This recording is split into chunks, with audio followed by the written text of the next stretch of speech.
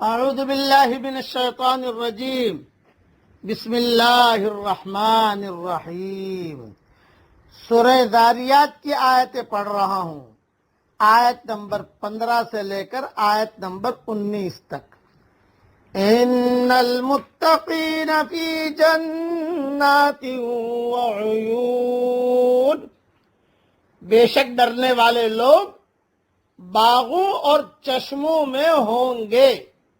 آخذین ما آتاہم ربہم، لے رہے ہوں گے جو کچھ ان کے رب نے ان کو دیا۔ انہم کانوا قبل ذالک محسنین، یقیناً وہ اس سے پہلے نیکی کرنے والے تھے۔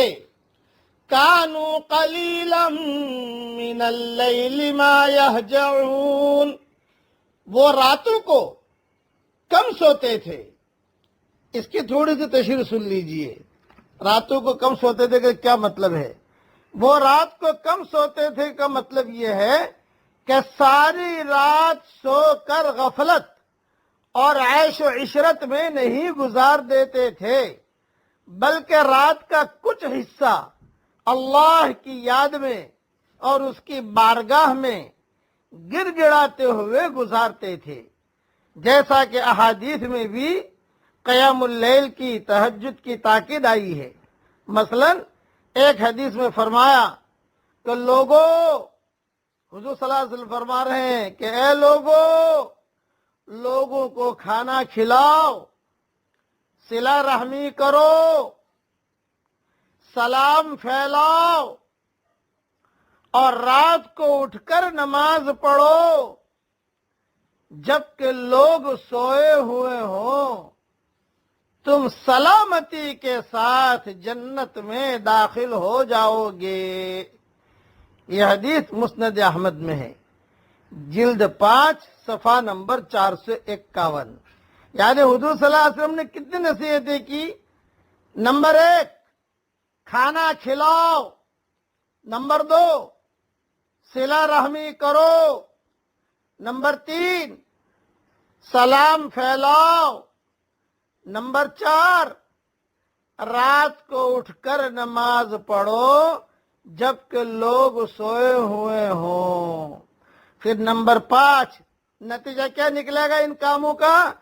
تم سلامتی کے ساتھ جنت میں داخل ہو جاؤ گے۔ اللہ ہمیں عمل کرنے کی توفیق عطا فرمائے۔ آگے سنیے، وَبِالْأَسْحَارِ هُمْ يَسْتَغْفِرُونَ، سحر کے وقتوں میں وہ معافی مانگتے تھے۔ اس کی بھی تھوڑی سی تشریح سن لیجئے، تفصیل تو انشاءاللہ میری تفسیر میں دیکھ لینا، یہ مختصر تشریح کر رہا ہوں۔ وقت سحر قبولیت دعا کے بہترین اوقات میں سے ہے۔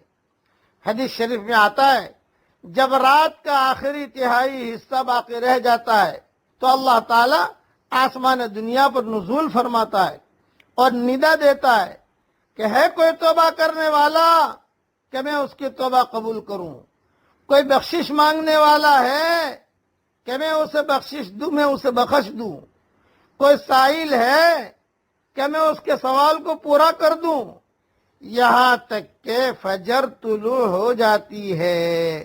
یہ حدیث صحیح مسلم میں ہے اور باقی بھی کئی کتابوں میں یہ حدیث موجود ہے۔ آگے اللہ تعالیٰ فرماتے ہیں وَفِي أَمْوَالِهِمْ حَقٌّ لِلسَّائِلِ وَالْمَحْرُومِ، اور ان کے مال میں سائل اور محروم کا حصہ تھا۔ اس کی دو جملے صرف سن لیجئے تو سمجھ میں آ جائے گی بات۔ محروم سے مراد وہ ضرورت مند ہے جو سوال سے پرہیز کرتا ہے، چنانچہ مستحق ہونے کے باوجود بھی لوگ اسے نہیں دیتے۔ ہمارے معاشرے کے اندر کئی لوگ جو ہوتے ہیں وہ بالکل ضرورت مند ہوتے ہیں لیکن شرم کی وجہ سے وہ سوال نہیں کرتے، آدمی انہیں دیتا نہیں ہے۔ اور جو ہیرا پھیری کرنے والے ہوتے ہیں، دکانیں تو بہت لوگوں نے لگا رکھی ہے، وہ تو ساری دنیا جانتی ہے کہ دکانیں لگا رکھی ہے، وہ جو ہیرا پھیری کر کے لوگوں سے مال لے لیتے ہیں۔ اس لیے ایسے لوگوں کو ڈھونڈیے کہ جو بہت ضرورت مند ہے اور اور ان کو ڈھونڈنا ہی آپ کا کام ہے. وہ تو آپ کے پاس نہیں آئیں گے لیکن وہ آپ کا کام ہے. اس پر میں نے کئی حدیثیں اور کئی قصے میری تفسیر میں انشاءاللہ لا رہا ہوں، وہاں دیکھ لینا. اس لیے ایسے لوگوں کو ڈھونڈیے جو واقعی ضرورت مند ہیں، خاموش ہیں، کسی کو بتاتے نہیں ہیں. آپ کے مال میں ان کا بھی حق ہے، ان کو بھی دیجیے. مانگنے والا ہے اس کو بھی دیجیے، جو اپنے آپ کو چھپائے رکھ کر بیٹھا ہے اس کو بھی دیجیے.